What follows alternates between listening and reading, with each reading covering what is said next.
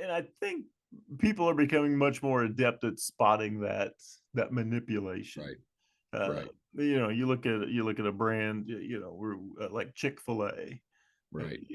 Very upfront about it. They support causes that are meaningful to them, and in turn, some people don't like them.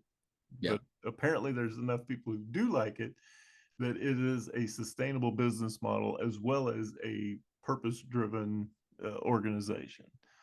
Yeah. And so, yeah, if those two things are in alignment, then you can do that. Yeah. And so, and it comes across as authentic and real and fun. And there's so very little of that in the world that feels authentic. That I think, yeah, you can fill literally a football stadium with people who are hungry for that. Welcome again to It Doesn't Take a Genius, conversation with introspective perspectives and pithy points of view. Here are your hosts, my friends, Max and Marty. I think that's Mark and Mike. Yeah, whatever. Ramsey! Marshall, great to see you today. Great to be Like back from the fine city of Columbus, Ohio. Columbus, Ohio. Yes. We're about to close the chapter on our longest cliffhanger ever in You're the right. history of It Doesn't Take a Genius. Back in episode 136, February of 2023, we introduced our listening audience, both of them, to Dude Perfect. And I think at that point you'd already purchased your tickets. Oh yes, it was the kids' big Christmas present this year. My wife sends them on a scavenger hunt for the big present. Oh, and yeah. that was the big present this year. So yes, a long anticipated, much of excitement in our house, getting ready for going to this show. So it's finally happened. We have been. Oh, that's amazing. Panda-monium. Panda-monium. Yeah, I got the tour logo behind me here, and the 5 dudes of the perfect. Yes. And so, all right. So, think about the buildup, not just to the podcast, but the buildup. Right. You like Christmas. Now we're in July, and you've been pumping this thing up to the kids. I'm assuming they were woefully disappointed. I worried about that, to be honest with you. Okay. And I did worry. And I get let's say this, Dude Perfect, for those who are just now joining us. It's 5 college guys from Texas who you and I knew about early on because I think their original trick shots video, they did trick shots at one of the guys' houses, basketball trick shots off of like the roof of one of the guys' houses, like things like that, and put it on YouTube. It went viral. I think it was 2009. And so by the time I had my first child, and you and I were sitting in a room for General Motors doing some work, and they said, yeah, we got these guys, Dude Perfect. You probably heard of them. We were like, no, we haven't heard of them. We don't have a clue what you're talking about. But they used them for, I think it was GMC did a trick shots with the release of the new Sierra, I think is what, if I'm remembering correctly. Mm-hmm. But anyway, fast forward, they have gone viral again and again. The last number I heard, I think it was in the 20 millions of dollars that was the suggested annual revenue of this organization. So they've got their own facility, their own sort of like indoor, football arena type place. I mean, it's just this massive complex in Texas, and they bring on celebrities, and it's now not just trick shots of various kinds, but they'll bring in celebrities to do trick shots with them. They also have basically a variety show where they sit down at a panel desk and have discussions in various silly segments that they go through. Entertaining enough that it's like kind of like Warner Brothers, like, sure, kids love Bugs Bunny, but adults do too.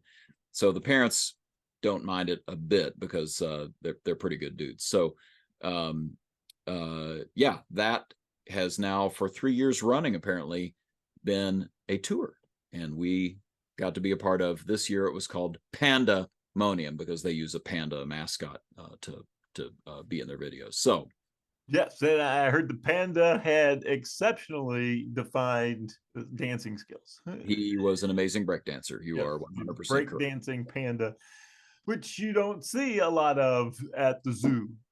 So You really don't. this is special. And so, yeah, when you first told me this, I couldn't help but think, all right, you got 5 guys, they do these trick shots. And of course, you watch the video, they show 2 or 3 misses.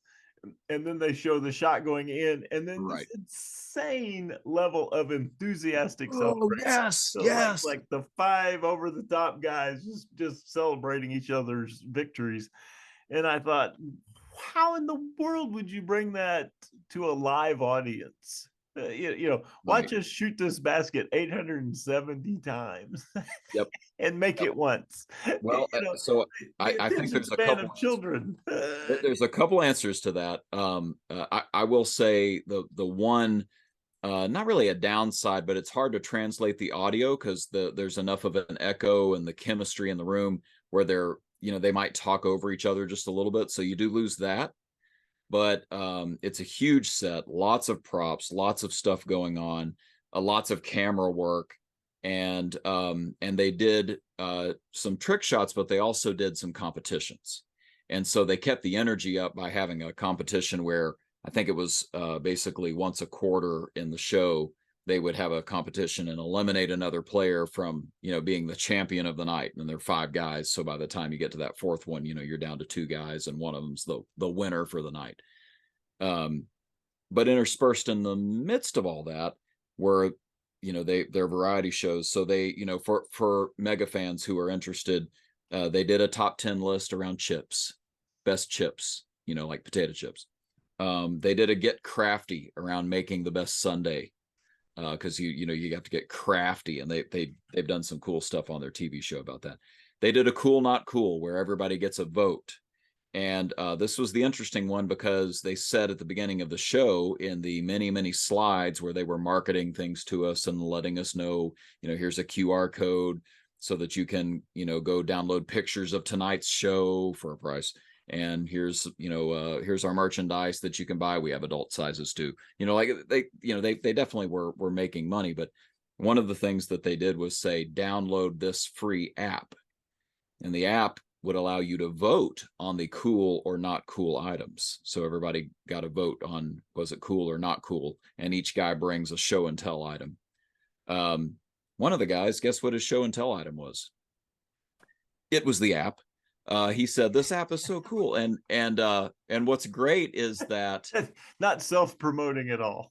Well, yeah, I mean, like that sounds so self-serving, right?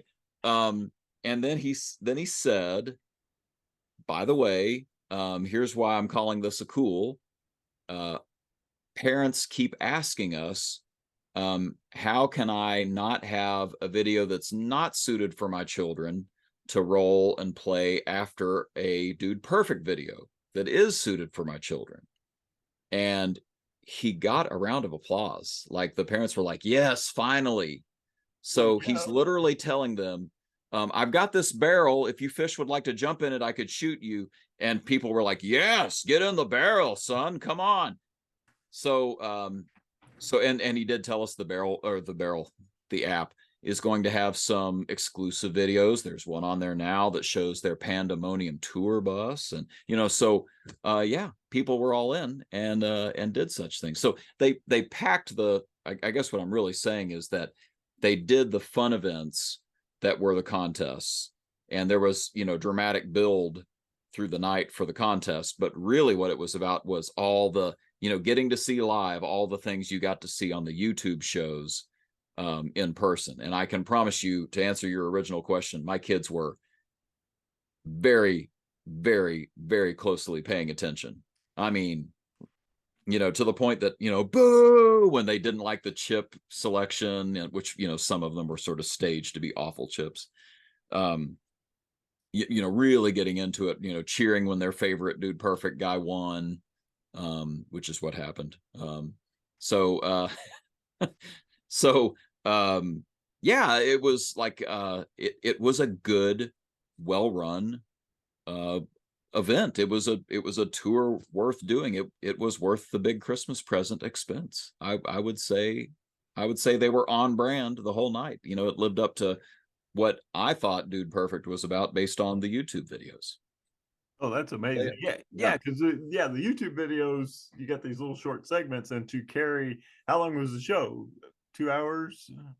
Yeah, like an hour and a half, I think. Okay, so yeah, to sustain that Right. for an hour and a half live and transition to the different activities and the different games and Right. and competitions, yeah, that is a miraculous feat.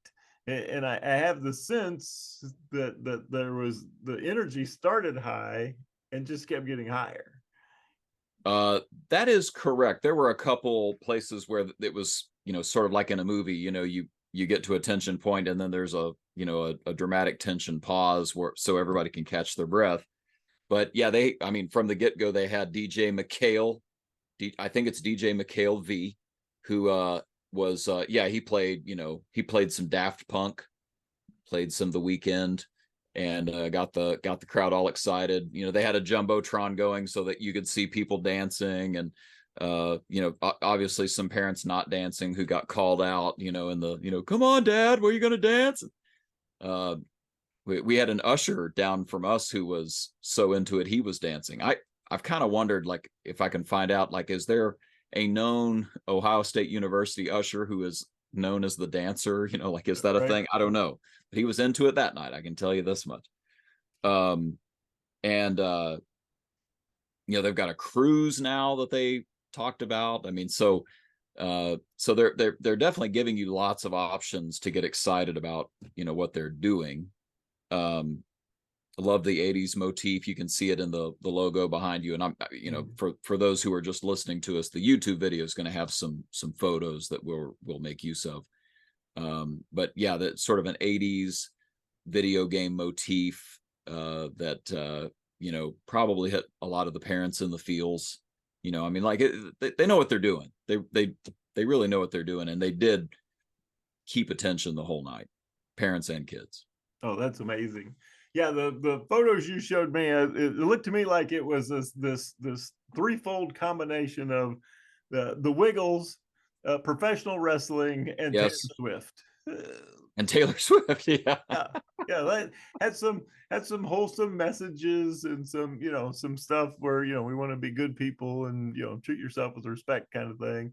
And then there was this wrestling kind of dynamic, and then they had this Wiggles, you know, like this was built for kids, Yeah. but it's okay for an adult to enjoy it as well.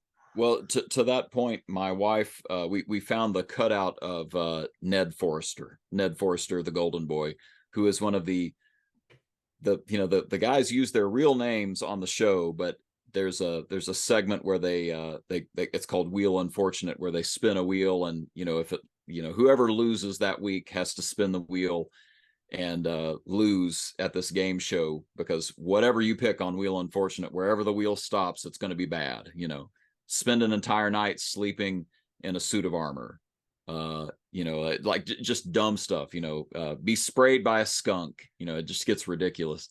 But Ned Forrester is one of the guys dressed up as host of this, you know, pretend game show, and it's, you know, it's ridiculous, and so they've made a cutout of the guy. And two things happened. One, we found out at the end of the night that on the other side of the arena there was a cutout of Jerry the Full Send Senderson, who is my favorite pretend character. Just the name itself says everything you need to know. Yeah. But my wife posted a selfie with the Ned Forrester cutout. It did look very realistic, I will say. It was life size and all that. But my wife's friends thought she had met Ned Forrester, and they were going nuts, you know, like, oh my gosh, I can't believe you met. So the adults are into this. It's just like the Wiggles, right? Like, I have a favorite Wiggle, you know, that kind of thing. And if people don't know, you know, about Dude Perfect and don't know about the Wiggles, then I assume you have not had kids in those eras. But yeah, they have a lot of they've got a lot of star power. They've got a lot of influence. Mhm. And you know, the Wiggles are another group that have been able to they've at least survived into generation 2, because all the Wiggles except for one was replaced by the next wave, and they did it very smartly how they worked them in and picked just the right people to make it work. I'm still not sold on generation 3. I'm just going to go ahead and say that if we want to stir the pot and get into Wiggles lore, we can totally do that. But generation 2 was amazing. They figured out how to transition the brand. We'll see what Dude Perfect does over time, but I mean, they're doing all the right things. And I think it might be sort of similar to the Wiggles. You know, the Wiggles have a real, you know, they feel called to offer stuff that's good for kids. And the Dude Perfect guys have been up front. They don't really make it a big deal on the show or anything like this, but they've been up front that they're Christians. And so that became a part of what was going on that night. They had the Convoy of Hope charity. There was a big rig, tractor trailer parked out front with the logo, and Dude Perfect had a little logo on the aerodynamic curtains. They had a QR code where you could donate to Convoy of Hope. Later in the show, they talked, this app was sold as, hey, this is so that you can protect your kids. We want to stay something wholesome for the kids. Right. And then at the end of the night, the thing that I had been warned this would happen, so I don't think it surprised me. And I gather that most of the fish in the barrel that were at the show also not surprised. But the show was over. Somebody won. There's confetti going everywhere. It's like a big circus. And the guys say, well, the show's over, and you may know this, but we make no apologies that we're Christians, and we think that all this could go away tomorrow, but that would be the important thing, that that we're supposed to be sharing Christ. And so we're going to go get some water and take a break, and we'll be back in a minute if you'd like to hear a little bit more. And by golly, the 5 of them walked back out. One of them had a Bible in his hand. He pulled it open and started reading some verses out of Romans, and that's how they closed the night. And most people stayed. I don't think it was totally fish in a barrel, because we did have some kids next to us who clearly were like, alienated, disaffected teens, and they were scamming for how they could get onto the VIP floor. Like, they were picking out spots. I could overhear them talking, like, oh, there's 2 right there. I think we can get those. And then they disappeared and never came back, But yeah, most of the folks were probably part of the crowd. We're knew about the brand. We're excited for the brand. We're happy to give money to the brand, and so there were cheers before and after, they said they were going to share about Christ, like it was part of what people were kind of hoping and expecting. You can see video on YouTube of one of the talks in a previous tour, right, that somebody's recorded. But yeah, I think that was the thing, Mike, that for me was the most impressive, is they were on brand. They were doing everything at the level of what that brand promised. They were doing things excellently that you expected to be excellent. And behind that was, but the reason we're doing this excellent thing is because we've got a why. There's a reason we're willing to put so much effort into this. And yeah, sure. I mean, they're making tons of money and have a lot of different, avenues for making that money, growing by the minute, it seems. But the main thing for them was to be on a brand that has a good why, that has a thing that's important to them, that, I'm sure they would say is, all of this is temporal, but that Christ thing is eternally significant. It's eternally valuable. So I think that's the brand, if I can call that a brand without sounding too, vulgar about faith. I think that was really what the brand was about. Oh no, I think that's amazing, and I know that this younger generation is very purpose motive driven. Yeah, So I can recall a time where my daughter walked out of the house, and every article of clothing that she had purchased with her own money was something that supported something. sure. She was wearing an Ivory Ella t-shirt. She was wearing a Pura Vida bracelet that supported these women in Costa Yep. Rica. She was wearing, I never can remember if it's Bob's or Tom's, but you buy a pair and they give a pair Tom's. Yeah. to a charity. Like everything she had and she's pretty squeaky with her money. Uh, she had spent her own money and knew that she paid a little bit more, but knew that there was a charitable purpose behind it. Yeah. She was perfectly willing to do that. Right. And so I think these young people are they want to see that there's more than just the show. Right? What's the motive? What's the purpose behind this? Is this doing something that's bigger and and more meaningful than just entertainment? Yeah, and it's a two-edged sword, right? Because some entertainment is so the images are so well done that it almost overrides thinking. Like it's so powerful that it overrides everything. And they could slip in a message that way and say, yeah, everything that you're getting your emotions stirred up by right now, it's well, it's for this social cause. That's what we're about. And everybody going, yeah, that's what I'm about too. And what was fascinating is that these guys sort of did the opposite. Like the show happened and that was, they were all in on the show. And then they sort of said, the show's over. And now we're going to tell you something that's really more important to us than all this stuff. And I think that was, they also, I should have also said this, there's also a QR code at that point. And they said, if you want to learn more, we walk you through what our faith is and how you could become a part of it on this one page. So, it's almost like that's really, that's the why for them is that. And I hadn't really thought about that until you mentioned that about, so many brands that are on point about social entrepreneurship, I guess is what we're supposed to call it. Right. That can be a trick. I mean, to put it bluntly, right? Like that can be a grift. Yeah. Yeah. When you find out that, we support this cause and 1% of 1%. Right. Of all the money we take in goes to, help those, shelter animals. Exactly. To support the baby sea turtles. Yeah. And so, and I think people are becoming much more adept at spotting that manipulation. Right. You look at a brand, we're like Chick-fil-A.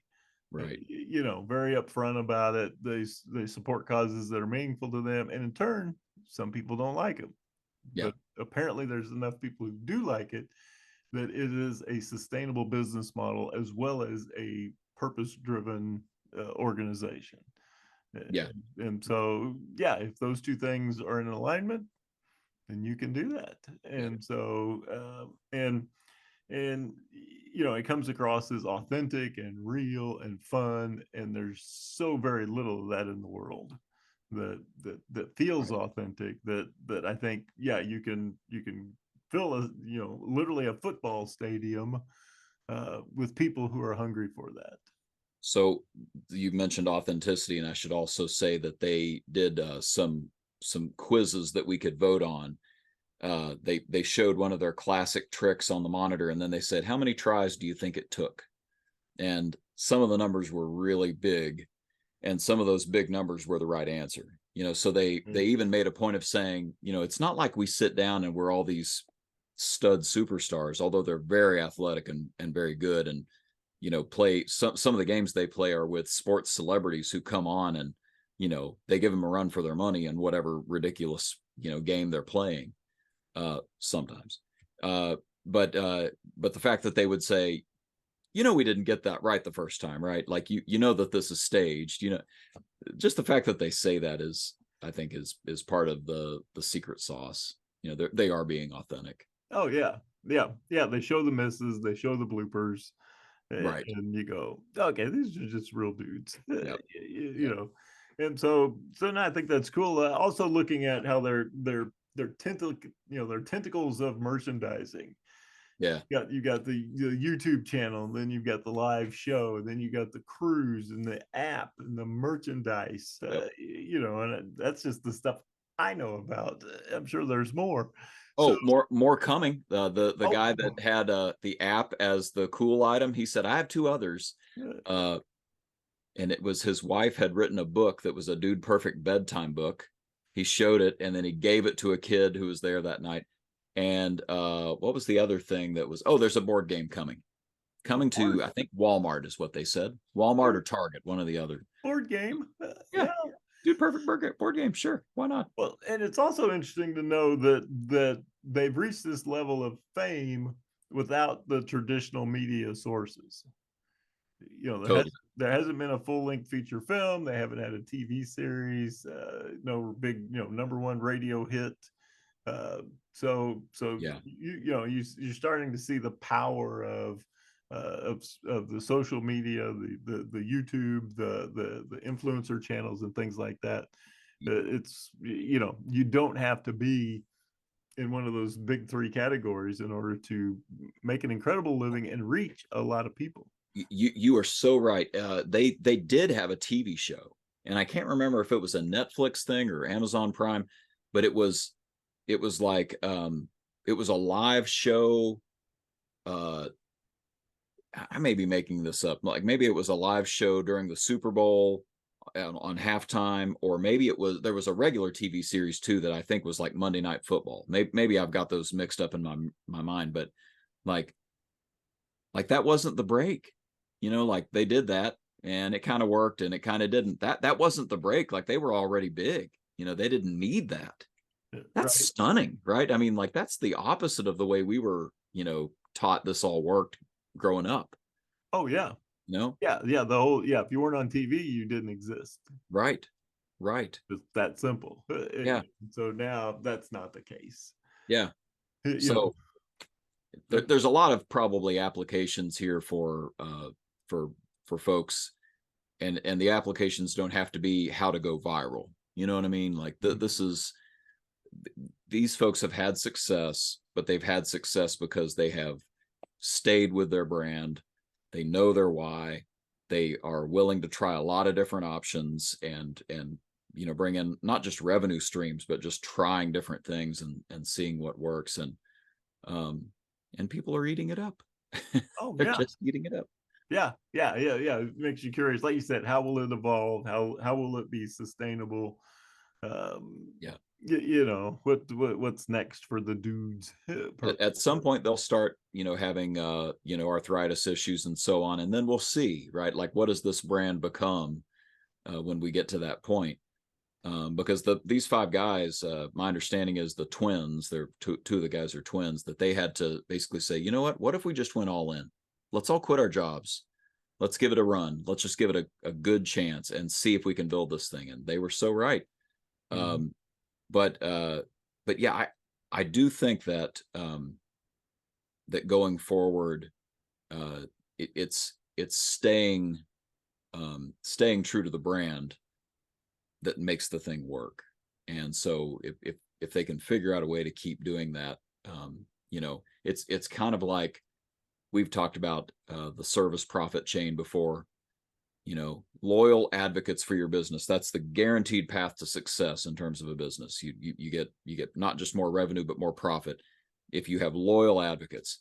And that is not my Speedway Speedy Rewards card, right? That's not what that is. But meanwhile, there is another gas station in my town called Buc-ee's. People are buying bumper stickers and shirts, and I'll go ahead and confess I have a pair of swim trunks from Buc-ee's. And they have I've never gone into Speedway and said, man, I hope I have to take a dump. But I have certainly seen the billboard where Buc-ee's says, you've got to pee it to believe it. And they are so right. Those bathrooms are ridiculously clean. So, they're on brand. They lived up to the brand promise. Panda-monium, Dude Perfect, another Texas brand, just like Buc-ee's, living up to the promise of the brand. I think that's what it's about. Well, you think about loyalty and advocacy, you just did a 30-minute testimonial Yep. Yep. for the dudes. Yep. Right. And so, yeah, when you think about, where does your brand stand? Right. Is there anybody that's willing to go on the YouTubes and the Spotify and the iTunes and do a 30-minute testimonial Right. on your business? Right. That's when you've reached a certain level of success, and you've connected with your customers at a level that's very rare. Yeah, and by the way, they're not connecting with me, right? Like, I don't expect to get anything out of us doing this spot, right? There's no money coming, there's no fame coming, and people do that with a lot of things. So whatever you business or whatever business you are in, listeners, both of you, I think there's an application here to stay on the promise of your brand. Know what it is, know the why, and then stay on task for it, and success follows.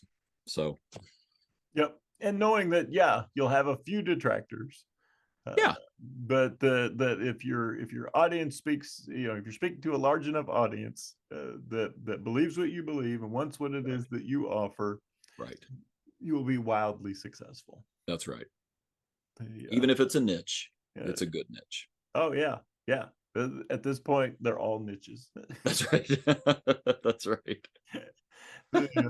Well, fantastic. Well, thank you for spending the money, going on site for this research project. It was hard, but I wanted to just be true to what we stand for at It Doesn't Take a Genius. I'm pretty sure you blew our entire travel marketing event budget for the next 20 years for it. The $0 budget. I forgot about that. Yes. Yeah. We're now in the hole budget wise.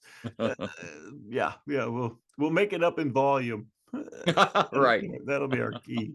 Well, thank you for introducing me to Dude Perfect and the wholesome goodness that they are. It's exciting, without kids in this particular age category, there are things that are getting past me. Right. That I'm definitely bummed that I'm not aware of. Yeah, right. And so, music and movies and talent and things like that. So it's always cool to learn something new. I like it. Happy to be here for you. Thanks, man. Thanks, dude. Yeah.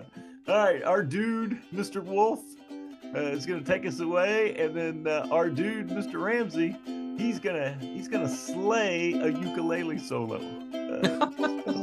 Stay tuned for that. Thanks, guys.